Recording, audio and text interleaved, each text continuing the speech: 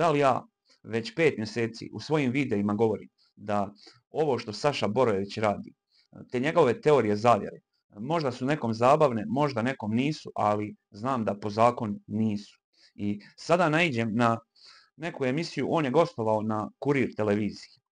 I voditelj kad tu na početku tog videa govori Saši Borojeviću da je broj od 100.000 koji on govori, broj koji odzvanja. I dalje u tom videu Saša Borojević priča kako mu je davno jedan kolega Italijan, kog dobro poznaje, rekao da u Srbiji ima 100.000 ljudi koji gledaju filmove sa djecom. Mislim, filmove u kojima se pojavljuju djeca, a filmovi su za odrasle. I ništa.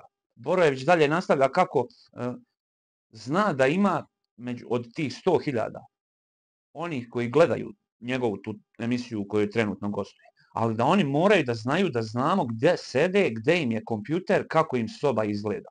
I kako su neki od njih pokušavali da sakriju svoje IP adrese, ali on to zna i iznad tog videa, iznad njegove objave, to je on objavio na Facebooku prije 8 sati, piše, citiram, napominjem da ću predati sve IP adrese jednoj organizaciji. Završen citat.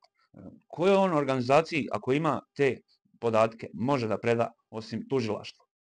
Jer ja vama govorim da znam da su Borojević i Bihali koji vodi organizaciju Fortis, mada ni Bihali na početku nije govorio da on stoji iza Fortisa. To je priznao ima 1-2 mjeseca.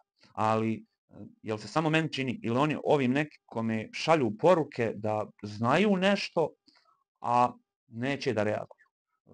U redu, možda ja griješim, ali mora tužilaštvo da reaguje, da provjeri da li on zna nečije IP adrese, a neće da ih dostavi tužilaštvo i da tužilaštvo uradi nešto po tom pitanju. Ovo već nije posao za mene, već za tužilaštvo i za policiju.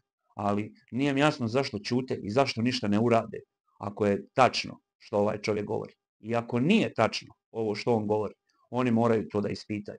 Jer ovo nije po zakonu. Pokušajte vi negdje u javnosti ispričati kako znate ovako nešto, pa da vidite da li će vam policija i tužilaštvo doći odmah po vas. Kako po njega niko ne dolazi?